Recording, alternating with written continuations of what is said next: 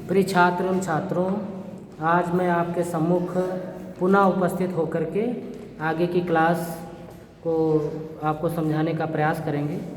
पूर्व की क्लास में मैंने आपको बताया था कि सचिव के क्या प्रकार हैं और आज मैं आपको उनको एक्सप्लेन करके समझाने का प्रयास करूंगा। तो समझते रहिए हमारे साथ, और अगर कहीं पर कोई प्रॉब्लम हो तो आप पूछ सकते हैं। तो सबसे पहला जो मैंने आपको बताया था सचिव के प्रकार में, वो था निजी सचिव।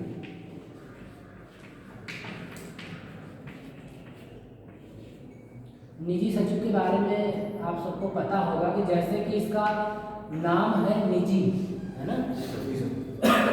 निजी से अभिप्राय होता है कि जो अपना हो, जो अपना है ना। इसको इंग्लिश में बोलते हैं प्राइवेट सेक्रेटरी। क्या कहते हैं?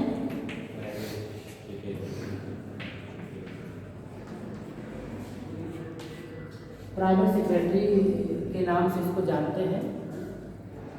और क्या होता है कि जब किसी के पास में बहुत ज़्यादा काम होता है, बहुत ज़्यादा काम है और वो व्यक्ति अकेले उस काम का निर्वहन नहीं कर पाता है, अकेले पूरा उसको नहीं देख पाता है, उसकी देखरेख नहीं कर पाता है, तो वो क्या करता है, वो अपने अधीनस्थ अर्थात अपने नीचे एक अपने उन कार्यों को पूरा करने के लिए एक व्यक्ति की नियुक्ति करता है ना, ताकि वो उन जो उस व्यक्ति के द्वारा जिन कार्यों का निर्वहन करना है, कार्यों को पूरा किया जाना है, वो इनके द्वारा किया जाए। तो उस व्यक्ति को ही कहते हैं निजी सचिव।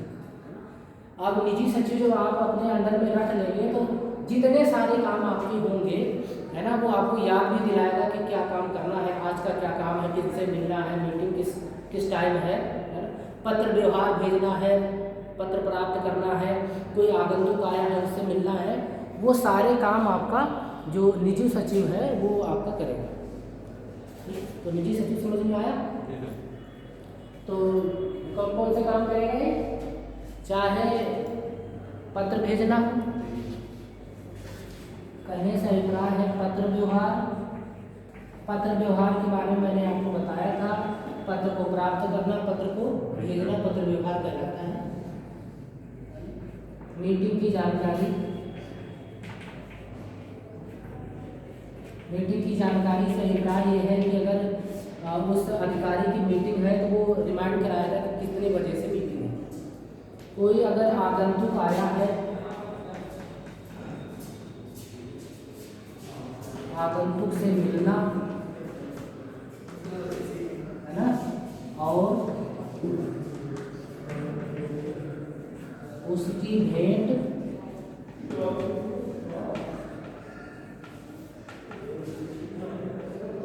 अधिकारी से कराना, है ना।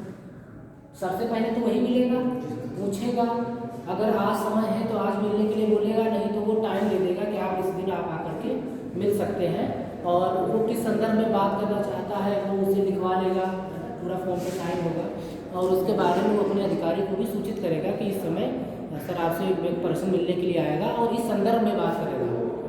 तो अगर उससे रिलेटेड कोई जानकारी हमारे पास नहीं है और हमको लगता है कि हमसे मिलेगा, तो वो उससे संदर्भित जानकारी व्यक्ति कलेक्ट भी करके अपने पास में रखता है।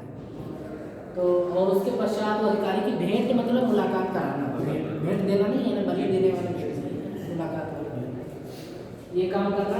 और अगर संस्था में कहीं से कोई पत्र प्राप्त होता है ना, तो उसको उसके वहाँ जो वो होते हैं रजिस्टर्स होते हैं, उसमें उसकी एंट्री करना, और साथ ही साथ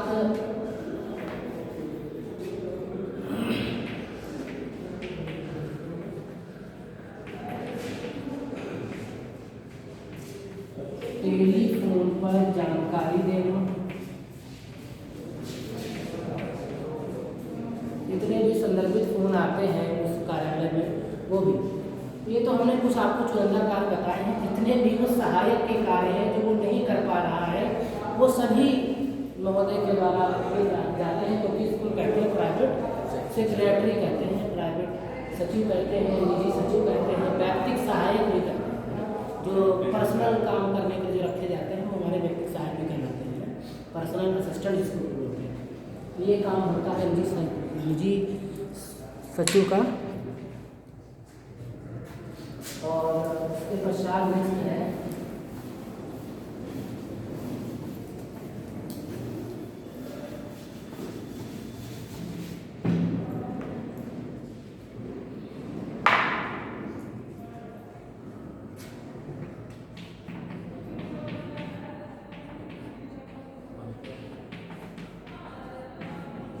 मंत्रालय सचिव।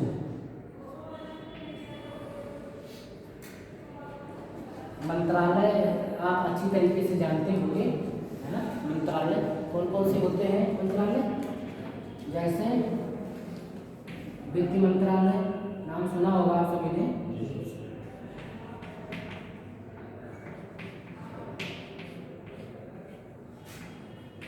उसके पश्चात है विदेश मंत्रालय,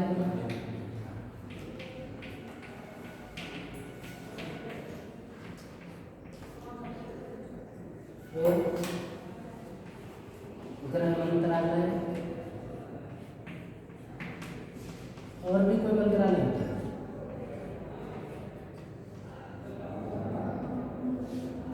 ठीक है, ऐसे कई सारे मंत्रालय होते हैं जिनमें मंत्रीगण बैठते हैं, बैठ करके अपने जितने सारे कार्य हैं उन कार्यों को पूरा करवाते हैं।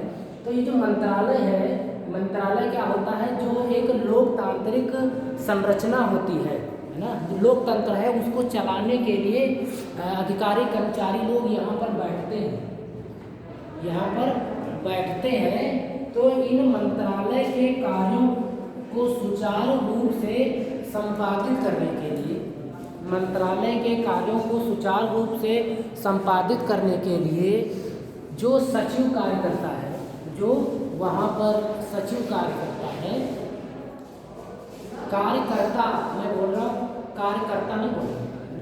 देखो एक तो होता है ना कार्यकर्ता, है ना, इसके बारे में मैं नहीं कह रहा हूँ, मैं कह रहा हूँ ना कार्यकर्ता, ये दोनों अलग है। मैं इसके बारे में बात करता हूँ कि जो व्यक्ति यहाँ पर कार्य करता है, कौन कौन से कार्य करता है? जितने जो सचिव के कार्य होता है, जैसे मैंने बताया कि पत्र भेजना, है ना, नीतियाँ बनाना, नीतियाँ बनती हैं मंत्रालय में ही, नीतियाँ पहले बनाई जाती हैं, फिर वो आगे जनता के लिए भेजी जाती है, उनके फायदे के लिए, उनके हितों को ध्यान में रखते हुए। तो मंत्रालय में वहाँ के कार्यों को सुचारू रूप से संपादित करने के लिए जो सचिव रहता है, जो होता है, जिसकी नियुक्ति की जाती है, वो यहाँ के सभी कार्यों की देखरेख करता है, नीतियाँ बनाता है, पत्र व्यवहार करता है।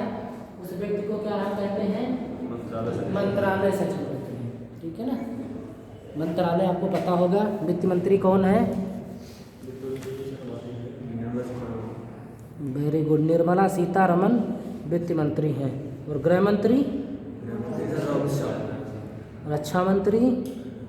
सर राजनाथ सिंह। अच्छा, सब लोगों को अच्छी तरीके से पता है। और विदेश मंत्री?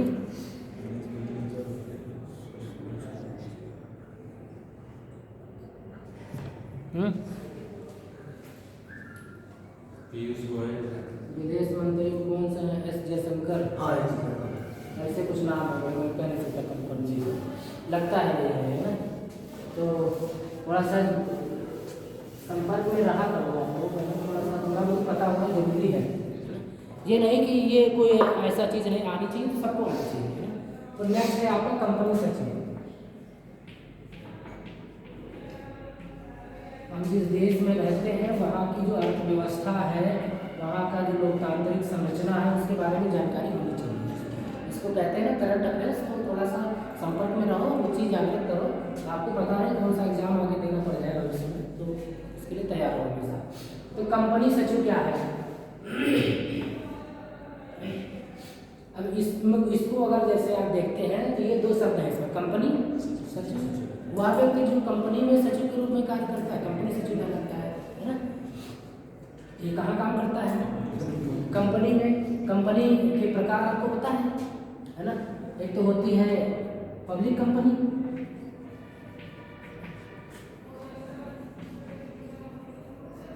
ठीक, और दूसरा होती है प्राइवेट कंपनी।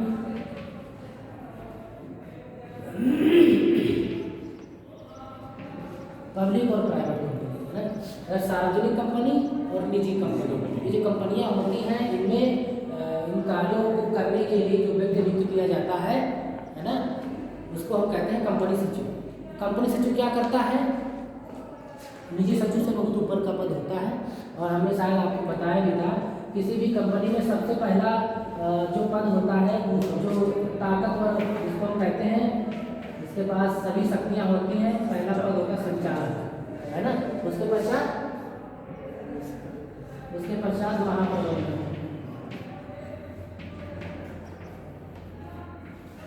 उसके पश्चात में आप कंपनी सचिव का स्थान आता है। इसके बारे में हम पहले भी आपको बता चुके हैं, थोड़ा सा याद रखा करो। तो ये पोजीशन होती है कि संचालक मंडल, जो बोर्ड ऑफ डायरेक्टर्स होते हैं जो कंपनी को चलाते हैं। इसके पहले भी प्रवर्तक होते हैं जो कंपनी का निर्माण करते हैं, है ना। लेकिन संचालक वो होते हैं जो चुने जाते हैं, जो कंपनी को चलाते हैं।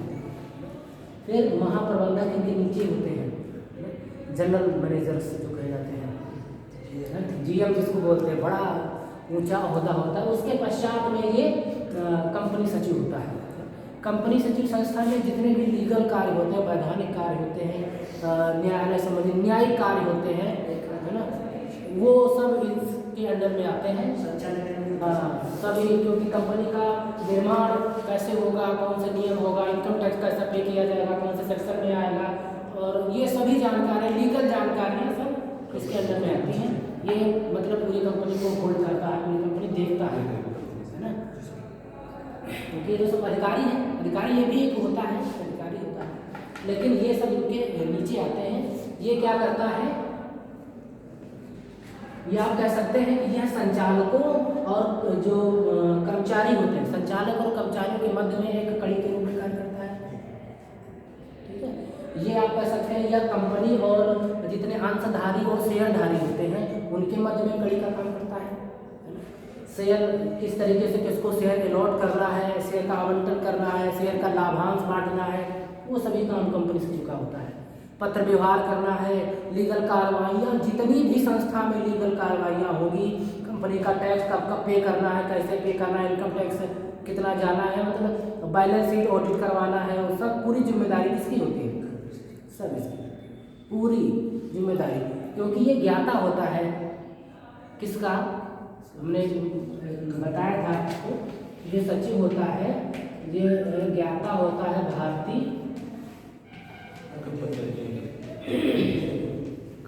भारतीय कंपनी अधिनियम का।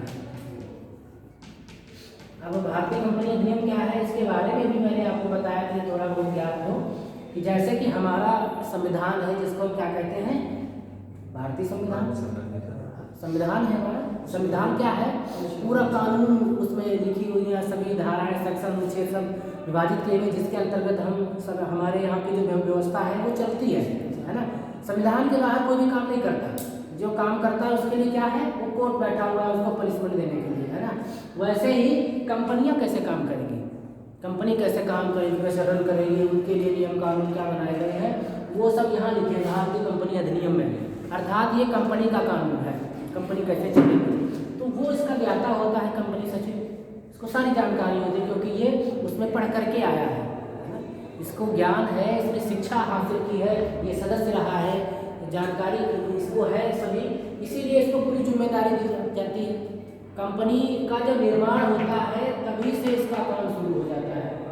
प्रवर्तक जो कंपनी का जो निर्माण करते हैं, जिनके मस्तिष्क में सबसे पहले विचार आता है जिनको कंपनी बनानी है ना, वो खुद क्या करते हैं, उनको स्वयं में इतनी जानकारी नहीं होती, पैसा जरूर है उनके पास में, लेकिन जानकारी नहीं होती है, तो वो क्या करते हैं, कंपनी के निर्माण के पहले ही कंपनी सचिव की नियुक्ति करते हैं कि कौन से सेक्शन में कैसे इसका निर्माण करना है, कंपनी का कैसे होगा, बनाई कैसे जाएगी, रजिस्ट्रार के यहाँ पर कौन कौन से जो वो कागजात होते हैं वो हमको सबमिट करने होंगे।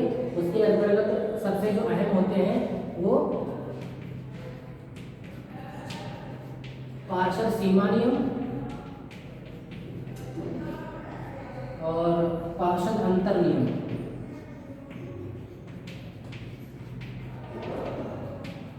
ये बहुत अहम माने जाते हैं, जिसमें पूरी कंपनी का जो ब्यौरा है, कैसे काम करेगी, क्या सब पूरा अंकित होता है।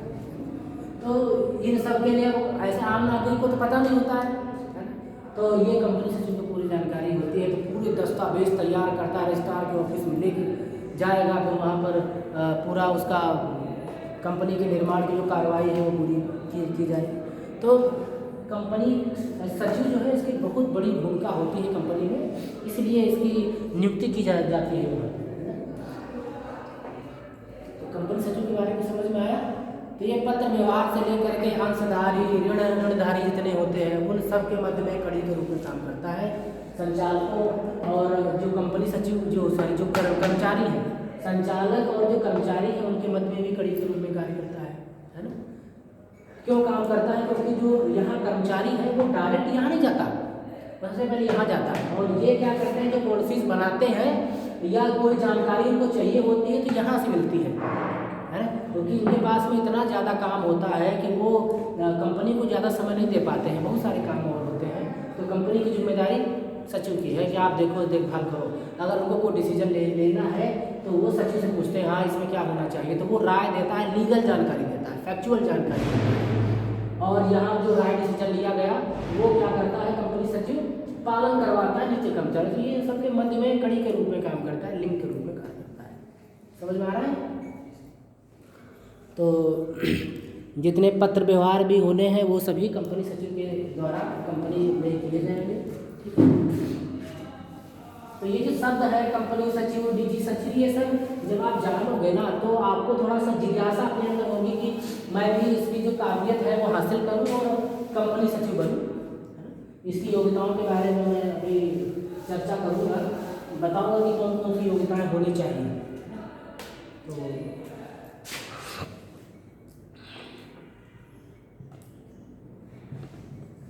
अब नेक्स्ट है संस्था एवं क्लब सचिव।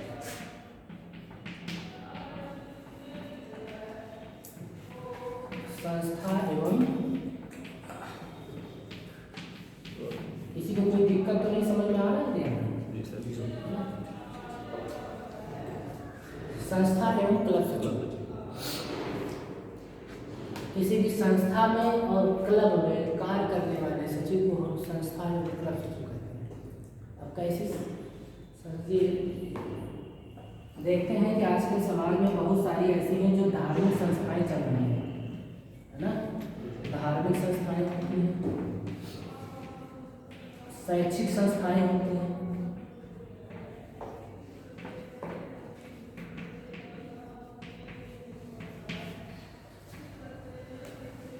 सामाजिक संस्थाएं,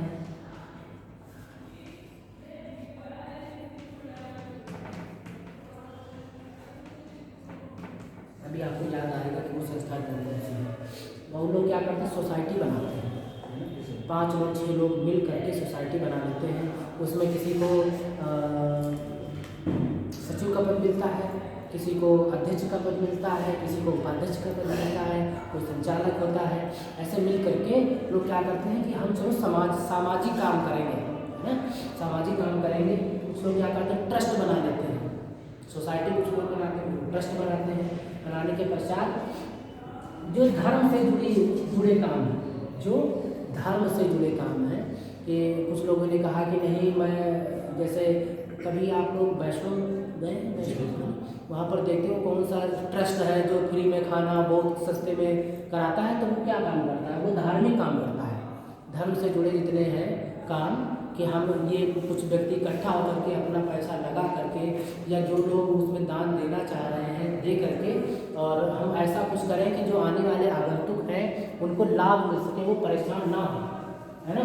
तो ऐसे धार्मिक काम होते हैं। बहुत सारे मंदिर लोग क्या करते हैं, मंदिर का निर्माण करवाते हैं, जिससे कि क्या है कि जो धर्म है, अगर वो कहीं पर मंदिर स्थापित है हमारे पड़ोस में सामने, तो लोग जाते हैं, पूजा पाठ करते हैं, अर्चना करते हैं, है ना।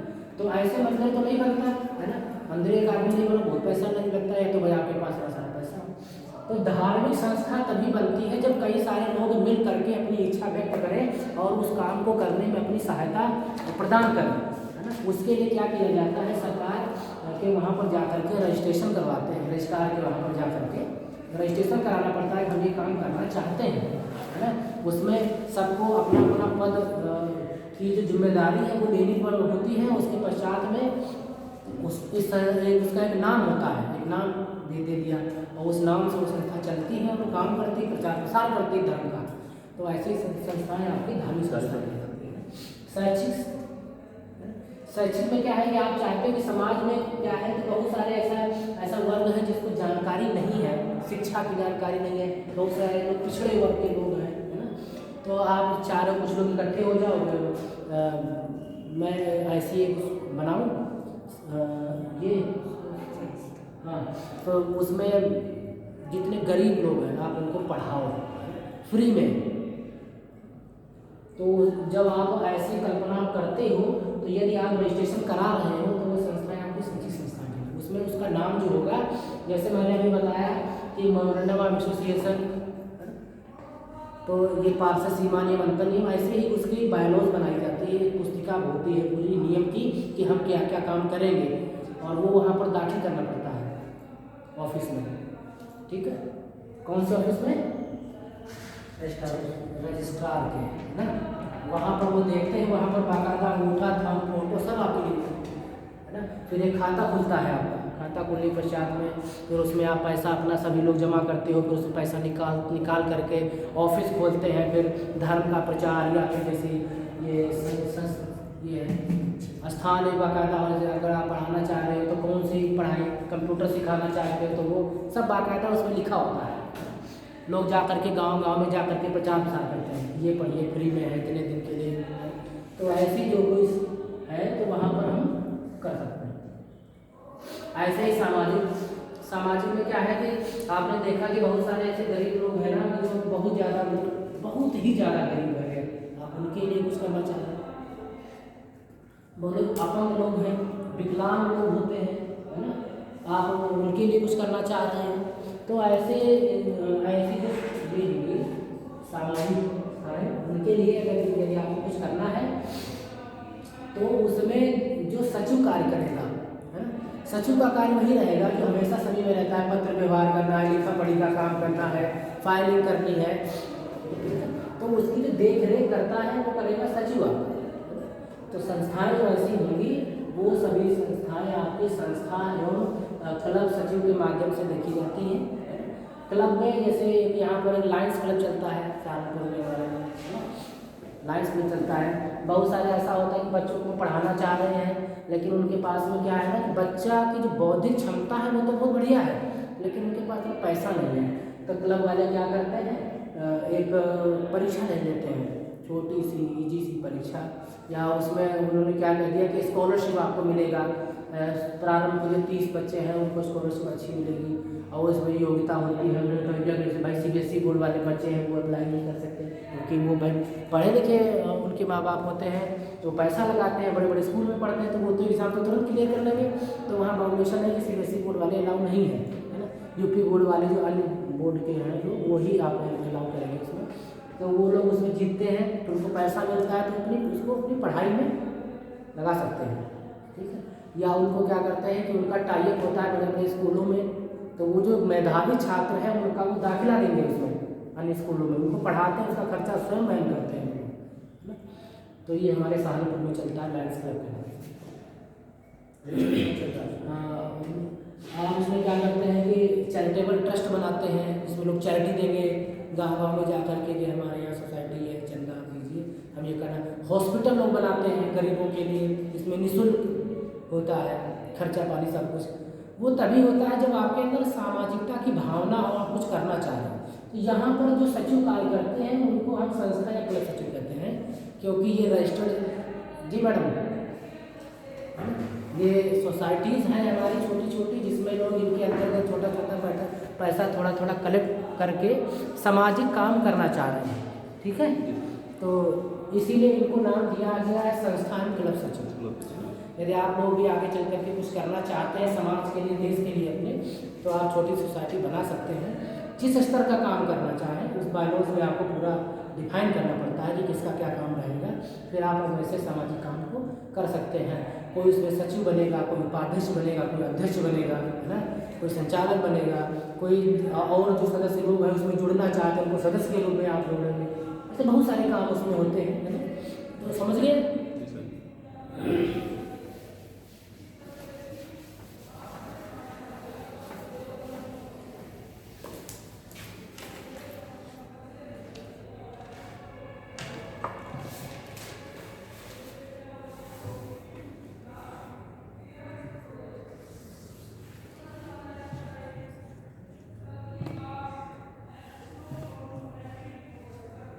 नेक्स्ट है दूतावास का सचिव।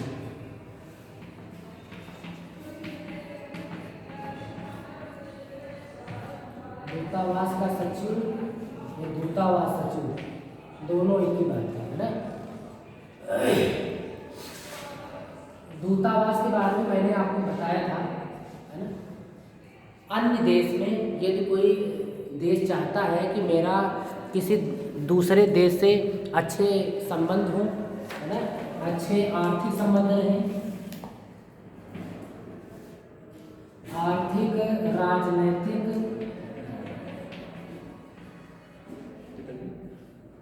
संबंधों को बढ़ावा देने के लिए, आर्थिक राजनीतिक संबंधों को बढ़ावा देने के लिए एक राष्ट्र दूसरे राष्ट्र में अपना एक राजदूत नियुक्त करता है ना।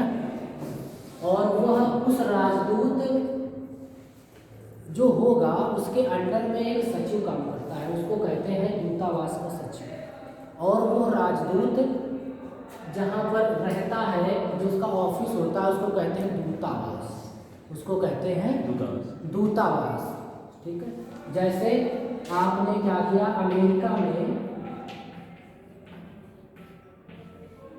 अमेरिका से अपने राजनीतिक आर्थिक सामाजिक संबंधों को प्रगाढ़ करने के लिए उसे अच्छी तरीके से आप मिलजुल करके रहें, है ना, ताकि कोई दिक्कत ना हो आगे। तो वो आपने क्या किया, अमेरिका में एक अपना दूतावास खोल दिया, है ना। ठीक है, दूतावास आपने खोला। अब इस दूतावास में जो सबसे बड़ा अधिकारी होता है ना, उसको हम कहते हैं राजदूत। जो अधिकारी होगा, है ना, अधिकारी को क्या कहेंगे, राजदूत। राजदूत शब्द आपने बहुत पहले भी सुना होगा, प्राचीन समय में जब एक राजा दूसरे राजा के पास में अपना संदेश भेजता था, तो जो संदेश वाहक होता था उसको क्या कहते थे, राजदूत कहते थे, है ना। राजदूत पहले ही कितनी बड़ी तीक्ष्ण बात एक राजा से कहे, लेकिन राजा उसको कुछ भी नहीं कहता था, क्योंकि वो समझता था ये सिर्फ वही बोल रहा है जो उसे कहा गया है, इसकी गलती अपने आप नहीं बोल रही, है ना। तो उसको बहुत ही ज़्यादा रिस्पेक्ट दी जाती थी। ठीक है। तो जो एक दूसरे देश में व्यक्ति रहता है और वहाँ पर सामाजिक राजनीतिक संबंधों को बना करके रखता है ना, वहाँ का जो सबसे बड़ा अधिकारी होता है उसको क्या कहते हैं, राजदूत कहते हैं। और इस दूतावास में जो व्यक्ति काम करता है राजदूत के नीचे, चाहे पत्र व्यवहार का काम हो, चाहे अन्य जितने भी काम होते हैं, उसको हम क्या कहते हैं, सचिव। ये सचिव हमेशा राजदूत को रिपोर्ट करता है ना, ऐसा होना है, ऐसा हो गया है, ये पत्र आया है, इसका भेजना है, पूरी जानकारी। और ये राजदूत जो हमारे यहाँ पर जो मंत्रालय होता है, विदेश मंत्री, है ना, विदेश मंत्री का और क्या काम है, वो यही तो देखता है कि हमारे राजदूत कहाँ पर है, क्या काम हो रहा है। अगर कोई अपनी बात कहलवानी होती है तो जो विदेश मंत्री होता है जानकारी लेकर के फिर वो सबमिट करता है, बैठक मीटिंग करता है, बोलता है ना। तो अब अमेरिका में जितने भी लोग हैं, जो भारतीय लोग हैं वहाँ पर रह रहे हैं, अगर किसी को कोई दिक्कत है तो वो अपने दूतावास में जाएंगे, वहाँ पर बताएंगे से मान लो किसी का पासपोर्ट वीजे में कोई प्रॉब्लम आ रही है ना, तो वो कहाँ जाएगा, वहाँ जाएगा तो उसकी समस्या का वहाँ समाधान होगा कि नहीं होगा। तो गवर्नमेंट क्या करती है, इसी में अपने पड़ोसी जितने देश हैं तो उनसे संबंध हमारा अच्छा रहे, मित्रता अच्छी रहे, कोई दिक्कत ना आए, तो उसके लिए ये दूतावास खोले जाते हैं। और साथ साथ ही जो हमारे लोग वहाँ पर रह रहे हैं उनको भी सुविधाएं दी जा सकें। उनको अगर कोई दिक्कत आती है तो कौन समझेगा, अगर कोई अपना है वही तो समझेगा, तो वो उनको थोड़ा सा हिदायत मिलती है, उनको थोड़ा हेल्प मिलती है, जानकारी उनको समय से मिल जाती है। तो वहाँ पर जो व्यक्ति काम करता है उसको क्या कहते हैं, दूतावास सचिव। ठीक है, कोई दिक्कत?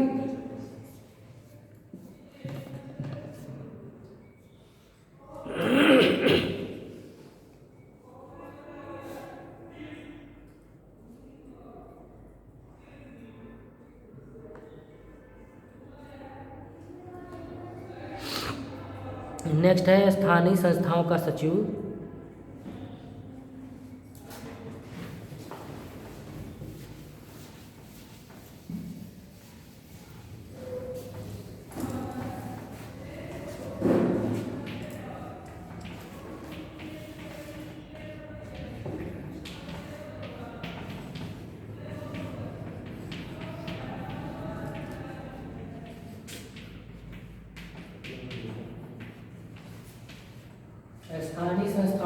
सचिव में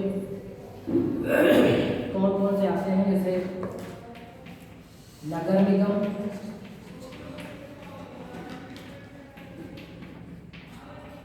नगर पालिका, नाम सुने हैं इनके, नगर निगम, नगर पालिका, और साथ ही साथ से महानगर परिषद, जिला परिषद, महानगर परिषद, जिला परिषद। इसमें जो व्यक्ति काम करता है सचिव के पद पर, उसको हम कहते हैं स्थानीय संस्थाओं का सचिव, क्योंकि ये हमारी स्थानीय संस्थाएं होती हैं, है ना। स्थानीय संस्थाएं जैसे सहारनपुर में है, तो सहारनपुर का जो नगर निगम वो अलग तरीके से काम करता है ना, उसके कार्य है वो सहारनपुर के अंदर जो साफ सफाई व्यवस्था, नाली, पानी की व्यवस्था देता है ना। अब नगर निगम जैसे बागपत का है तो वो बागपत में देखेगा। तो ये एक स्थानीय संस्थाएं होती हैं, हर स्थान पर होती हैं और एक सीमित क्षेत्र में काम करती हैं। तो इन संस्थाओं में जो सचिव के जो कार्य हैं, तो वो सचिव के कार्य जिस व्यक्ति के द्वारा देखे जाते हैं उनको हम कहते हैं स्थानीय संस्थाओं का सचिव। ठीक है। यहाँ पर आपने देखा कि हमने कई सारे सचिव के बारे में बताया, आपको ये पता चला कि सचिव की कैटेगरीज कौन कौन सी हो सकती हैं। ठीक है, और इसका यही एक लक्ष्य भी है। नेक्स्ट है श्रमिक संघ का सचिव, श्रमिक संघ का सचिव।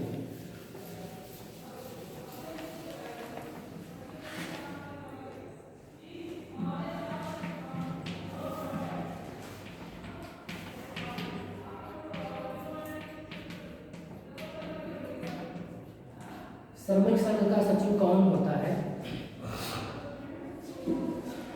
कंपनियां होती है ना, कंपनी या आप देख लो जितने भी हमारे औद्योगिक क्षेत्र हैं,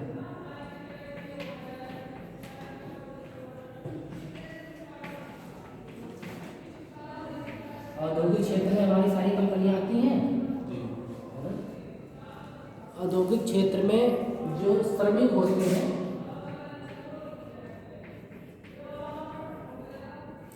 उन श्रमिकों ने क्या किया कि अपना एक यूनियन बना लिया, अपना एक यूनियन बनाया और उसमें एक लीडर बना दिया, है ना।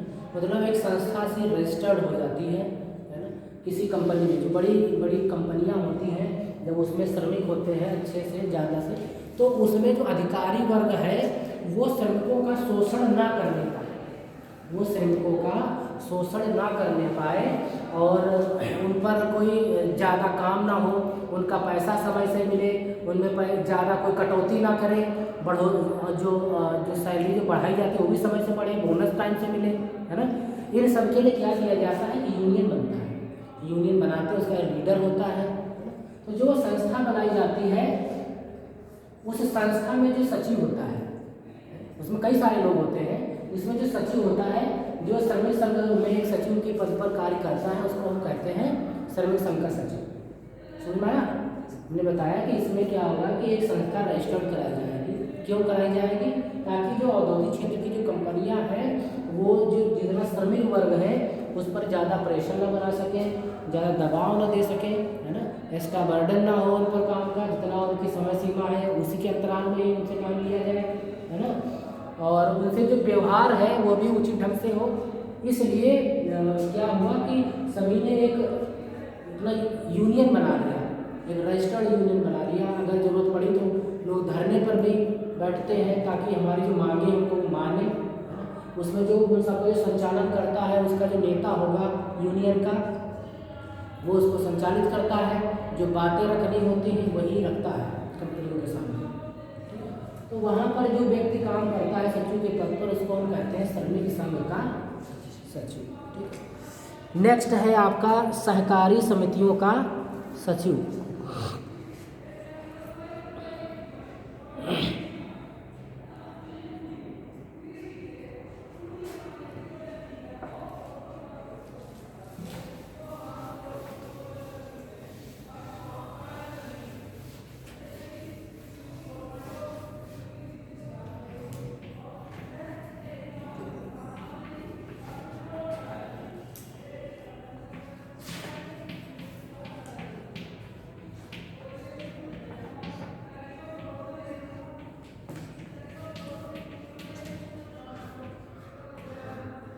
सहकारी समितियों का सचिव ये क्या करता है, इसको ज़रा ध्यान से देखिए। जैसे मैंने अभी आपको बताया था सबसे पहले कि संस्था एवं क्लब सचिव, संस्था एवं क्लब सचिव, सेम उसी तरीके से सहकारी समितियां भी काम करती हैं।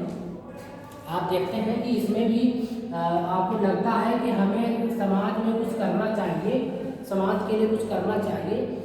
आपने देखा कि कोऑपरेटिव बैंक्स होती हैं, सहकारी बैंकें होती हैं, तो वो क्या करते हैं कि व्यक्ति इकट्ठे होकर के रजिस्टर्ड कराते हैं अपनी फर्म को, ये सोसाइटी बनाएंगे। सोसाइटी बनाने के पश्चात उनका काम क्या था, उनका काम यदि है कि वो सहकारी बैंक के रूप में काम करना चाहते हैं तो वो अपनी सहकारी बैंक के रूप में सेवा देंगे, है ना। तो वहाँ पर जो सचिव काम करेगा वो सहकारी समितियों का सचिव कहलाएगा। वो लोग क्या करते हैं, जैसे किसान है तो कई सारे किसान मिल करके, अब एक साथ तो पैसा उनके पास होता नहीं है, तो वो कई सारे व्यक्ति छोटे छोटे किसान 500 200 ऐसे मिल करके क्या करते हैं कि एक सहकारी समिति बना ली अपनी। बनाने के पश्चात में उसमें अपना खाद का काम कर दिया, चालू कर दिया, है ना। तो उसमें लोन भी अच्छा मिलता है, सरकार क्या करती है किसानों के लिए अच्छा लोन देती है ना। और उसमें फिर जो जैसे खाद का सेंटर बड़ा सा खोल दिया, अब उसमें जितने क्षेत्र के लोग हैं अब वो सब खाद क्या करेंगे, जो सहकारी समिति है जा करके ना वहाँ से खाद लेंगे और उस पर अब उनको क्या है कि थोड़ा थोड़ा कमीशन मिलता है, छूट मिलती है हर बोरी पर 5 रुपये 10 रुपये। उसके पश्चात उस पैसे को क्या करते हैं कि उसी में जितने 200 लोगों ने मिल के किया था उसको 200 लोग में बांट दिया गया मुनाफे को, है ना। इससे क्या हुआ कि जो अन्य दुकानें थी जहाँ पर जमाखोरी होती थी या पैसा बढ़ा करके दिया जाता था, वो अब वहाँ नहीं होता है ना, क्योंकि इसका रजिस्ट्रेशन जो समिति है वो सरकार के अंडर में रजिस्ट्रेशन होता है इसका, है ना। और इसमें जैसे एक जन खाद का काम कर देते हैं, इसमें इकट्ठा होकर के किसान लोग सहकारी समिति बना करते हैं। उसके बाद खाद का काम हो गया, फिर क्या करते हैं बीज बेचते हैं, है ना, खाद बीज कीटनाशक,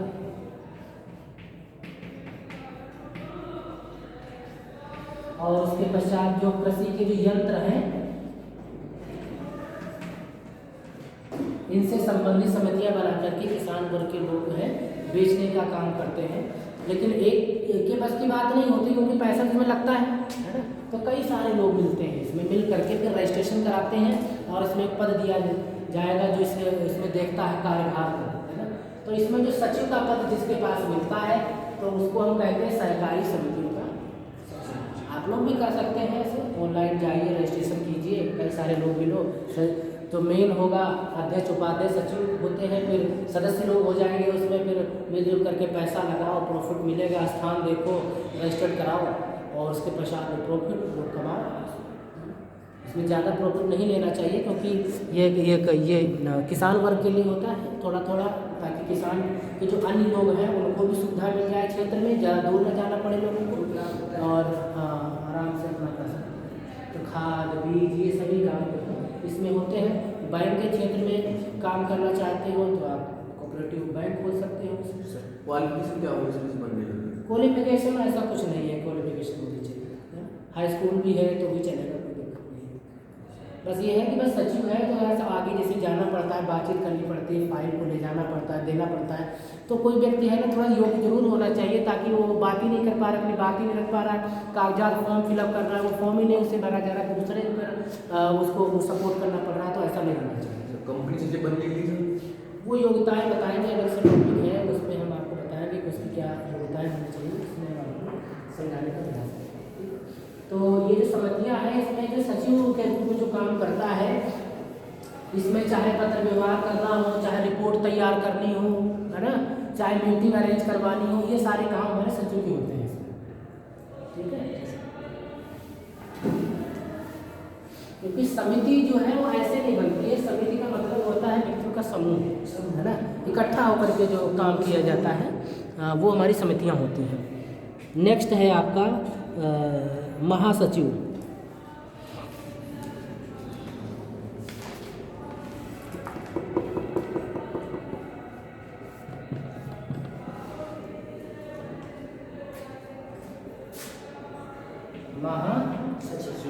महासचिव महासचिव क्या है?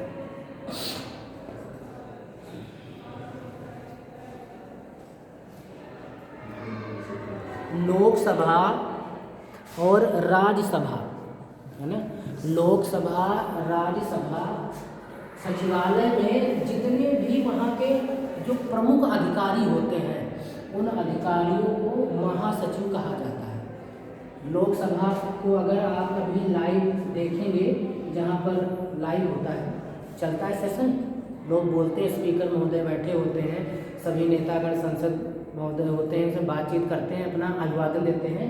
तो वहाँ पर देखते हैं जैसे ये सीट है ना स्पीकर की, उसके नीचे पैनल बना होता है यहाँ पर, है ना, यहाँ पर बहुत सारे अधिकारी लोग बैठे होते हैं, है ना, अधिकारी, और ये यहाँ पर सभी संसद सदस्य लोग हैं, सांसद लोग बैठे होते हैं।